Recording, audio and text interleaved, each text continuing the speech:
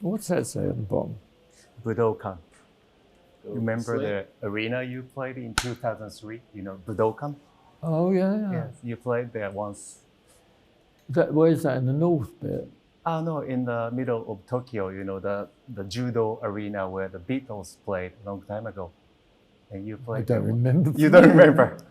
No, I remember going to in the north. The Hokkaido, Sapporo. Yeah. It must be very snowing cold. as well. I remember that. Shall I start? Okay, thank you so much for this That's opportunity, right. Mr. Watts. I first saw the Stones back in 1990 at Tokyo Dome. And I've been a big fan ever since, so thank you very much for this opportunity. I listened to Blue and Lonesome album, and I really loved it. How was the recording those blues songs in studio? Very good, very comfortable. We did them very quick. I mean, it didn't start out as we didn't do it as an album. We just played a lot of blues, and it happened to turn into an album. And it was a lot of fun to do, actually. Do you find any difference in the band's chemistry when performing those blues songs compared to other Stone songs in the studio on stage? No, not really. I mean, it's much more difficult. I don't mean technically or anything, but it's much more difficult to play your own songs because, you know, they're unknown territories, so it's more difficult. But no, they're the same. It's the same formula or technique or whatever. For you, it seems to me that, you know, the band is having more fun when the Stones is playing the blues songs. Because I saw on YouTube when you guys played Write Them On Down and Still a Fool, and it looks like, you know, you are having more fun on stage when performing those blues songs. Oh, I don't know about that. It's usually.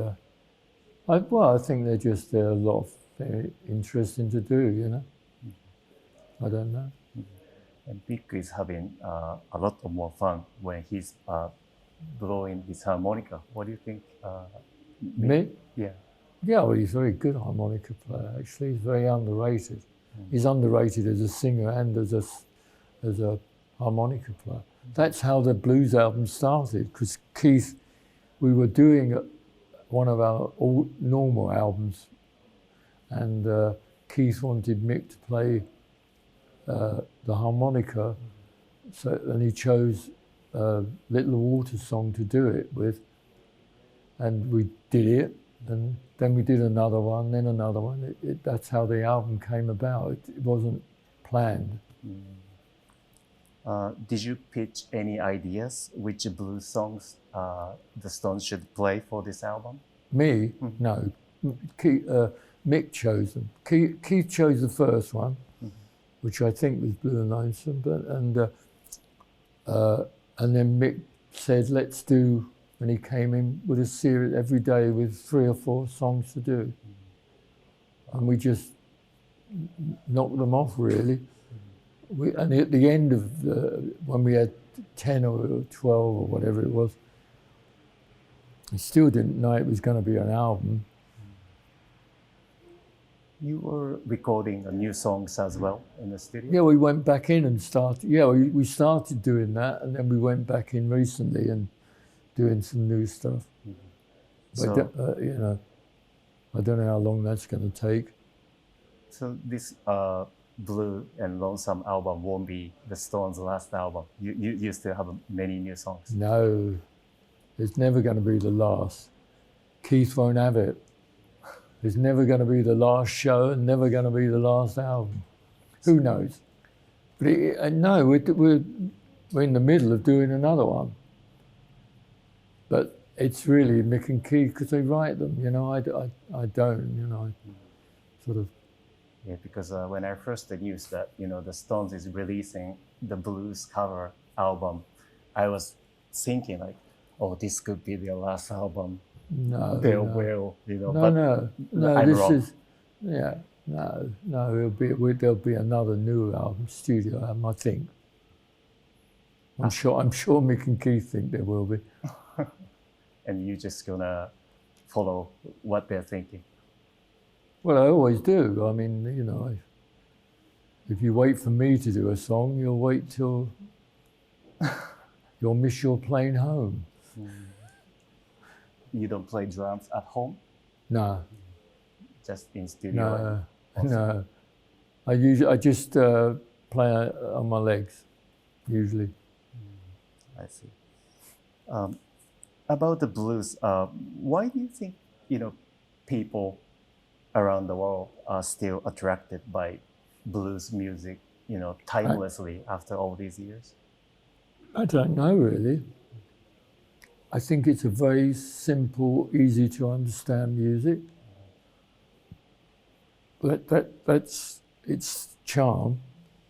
And I think when it's done well, it's got a hell of a lot of emotion and dance, whatever, in it. It's just unfortunate that a lot of the great blues players have gone. You know, I think there's only Buddy Guy remaining, really, of that school that I love. All the others have gone. But, you know, I don't know. But it's a formula, if you like, that's always been, well, not always, but in recent years, been very popular. I saw a documentary film, Ole, Ole, Ole, and I really loved it. I haven't seen it. You haven't seen it? No, that's my fault, but not. In the film, I find it very insightful when you say that, you know, the biggest thing you can do as a drummer is to induce people in the room to dance. Can you elaborate on that one? Can I what? Can you elaborate, explain that for our Japanese viewers? No, because I've said it. It is the biggest. You can get an audience to dance. If you're a drummer, but for me, it's what they're all about, really. I mean, the drums are a dance instrument for me. African drums. How was your experience to make Cuban people dance from a drum? I don't know if we made them dance. Well, it was wonderful to go there. Unfortunately, I wasn't very well at the time, but it's a wonderful place. Because it was in front of 500,000 Cuban people who love to dance more than anyone else in the world. Well, they do, but I don't know if they dance to us. But it was a wonderful. It's a lovely. And we're lucky to have seen it when we did, because I think it's going to change quite a bit. It was your first visit to Cuba? Yeah. Oh. Yeah. So how was it? Was it any different to what you were expecting before you visited there? Yeah, well, I mean, we didn't actually go to Cuba. We went to Havana, which is in Cuba. I mean, that's the only bit we saw, really, was Havana. You know, we landed, went to a couple of functions, played the next day, and left the day after that. So we really didn't see. It's a bit like saying, did you like Tokyo, when you just flown in and flown out? Because the country of Cuba is very beautiful. A friend of mine lives there, and it's incredible. The mountains and the fauna and everything, it's an incredible place. But but Havana is pretty, it's like Venice, run-down Venice. It's in dire need of help, but that's what's got nice about it.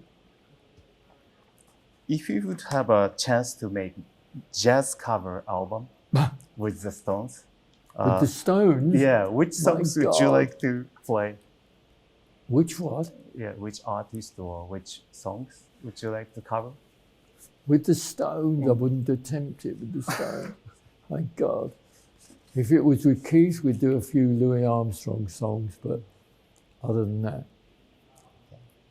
So Keith does some nice jazz things. Yeah.